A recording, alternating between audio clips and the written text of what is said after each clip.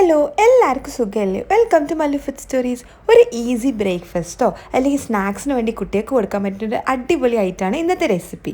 വെള്ളം തിളച്ച് വന്നു കഴിഞ്ഞാൽ അതിലേക്ക് കുറച്ച് ഉപ്പിട്ടിട്ട് അതൊന്ന് തിളച്ച് വരുമ്പോൾ നമ്മൾ മക്രോണി ഇല്ലേ അതിട്ട് കൊടുക്കുക.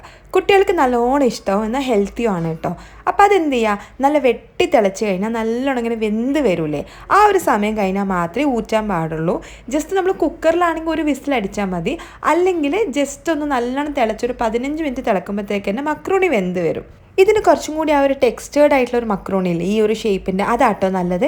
എന്നിട്ട് എന്ത് ചെയ്യുക, ഒരു അരിപ്പ് എടുത്തിട്ട് അതിലേക്ക് ഊറ്റി കഴിഞ്ഞാൽ കുറച്ച് പച്ചവെള്ളമോ അല്ലെങ്കിൽ ഓയിലോ ഒഴിച്ചു കൊടുക്കുക, അത് അങ്ങോട്ടും ഇങ്ങോട്ടും ഒട്ടാതിരിക്കാൻ. പിന്നെ എന്ത് ചെയ്യുക, ഒരു മിക്സിയിലേക്ക് കുറച്ച് തേങ്ങ, കുറച്ച് മുളക് പൊടി, ഉപ്പ്, 2 വെളുത്തുള്ളി, കുറച്ച് വെള്ളം ഇട്ടിട്ട് അരച്ചെടുക്കുക. നമ്മളെ ചട്നീൻ്റെ ആ ഒരു കൺസിസ്റ്റൻസി ഇല്ലേ അതേപോലെ. എന്നിട്ടൊരു പാനിലേക്ക് വെളിച്ചെണ്ണ ഒഴിച്ച് കടുക് നല്ലോണം ഒന്ന് പൊട്ടി വരുന്ന സമയത്ത് നമ്മൾ കറിവേപ്പിലയും കൂടി ഇടുക. ഈ സമയത്ത് വറ്റൽമുളകും കൂടി ഇട്ടാൽ നല്ലതാണ്, പക്ഷേ കുട്ടികൾക്ക് അത് വേണ്ടെങ്കിൽ അത് ഒഴിവാക്കുക. വറ്റൽമുളക് ഇട്ടാൽ നല്ല ഭംഗിയാട്ടോ കാണാൻ. അപ്പോൾ കറിവേപ്പില ഒന്നൊന്ന് ചൂടായി വരുമ്പോഴേക്കും അതിലേക്ക് നമ്മൾ അരച്ച് വെച്ച ചട്നി ഇല്ലേ, തേങ്ങൻ്റെ അരപ്പ്, അത് ഒഴിച്ചു കൊടുക്കുക. എന്നിട്ട് നന്നായിട്ടൊന്ന് മിക്സ് ചെയ്തെടുക്കുക.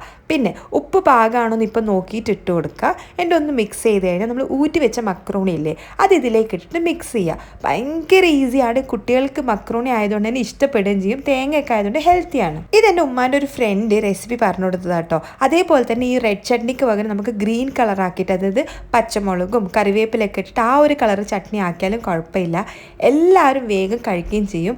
ഇത് നമ്മൾ യൂഷ്വലി ആ ഒരു പിടിയില്ലേ നമ്മൾ കക്കറോട്ടീൻ്റെ ഒക്കെ അതിട്ടിട്ട് ചട്നിയിലാണ് ആക്കാറ്. അപ്പോൾ അതിനെക്കാട്ടും ഈസിയർ ഇതാണല്ലോ, കാരണം അതിങ്ങനെ ഉരുട്ടി വേവിച്ചൊക്കെ എടുക്കണം. മക്രോണി ആണെങ്കിൽ നമ്മൾ ജസ്റ്റ് എന്തായാലും വീട്ടിൽ സ്റ്റോക്ക് ഉണ്ടാവും, അത് പാക്കറ്റ് തിളപ്പിക്കുക, ഇതിലേക്ക് മിക്സ് ചെയ്യുക. അപ്പോൾ അത് കഴിഞ്ഞ് ഇന്ന് എനിക്കൊരു ഗിഫ്റ്റ് വന്നിട്ടുണ്ടായിരുന്നു. ഐശ്വര്യ പേപ്പർ പെറ്റൽസ് എന്നാണ് പേജിൻ്റെ പേര്. ക്രാഫ്റ്റ് ചെയ്യുന്ന കുട്ടിയാട്ടോ.